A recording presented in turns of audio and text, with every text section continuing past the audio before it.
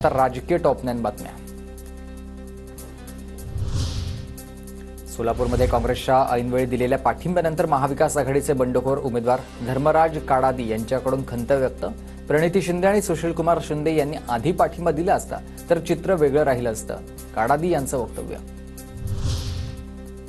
सोलापूरमध्ये ठाकरे गट आणि काँग्रेसमधील वाद विकोपाला। प्रणिती शिंदेंच्या प्रतिमेला जोडे मारत ठाकरे गटाचं आंदोलन, तर शरद कोळींकडून प्रणिती शिंदेंची गाडी फोडण्याचा इशारा।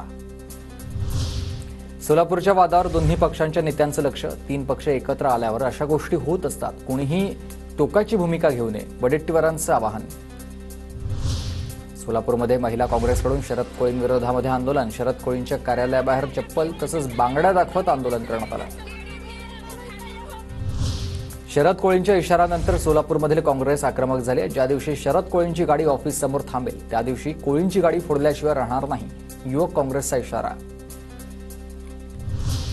छत्रपती संभाजीनगरमधील सुरेश बनकर आणि अब्दुल सत्तार समर्थकांच्या राड्याचा व्हिडिओ समोर। संतापलेल्या जमावाच्या तावडीमधून बनकरांना बाहेर जाण्यासाठी सत्तारांकडून मदत।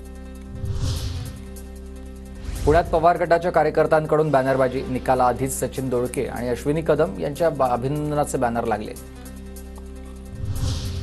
छत्रपती संभाजीनगरमधील ठाकरे गटाचे उमेदवार राजू शिंदे यांच्यावर गुन्हा दाखल। राजू शिंदे यांच्यासह 50 कार्यकर्त्यांवर गुन्हा दाखल। बजाजनगरमधील मतदान केंद्रावर गोंधळ घातल्याप्रकरणी गुन्हा दाखल झाला आहे। काँग्रेसचे नेते नसीम खान यांच्या कार्यालयामधून 2 संशयित ताब्यात। खान यांच्या अंगरक्षकांनी दोन्ही संशयितांना पकडून पोलिसांच्या ताब्यात दिले। मेरठमधून आलेल्या लोकांपैकी एक जेलमधून नुकताच बाहेर आला होता।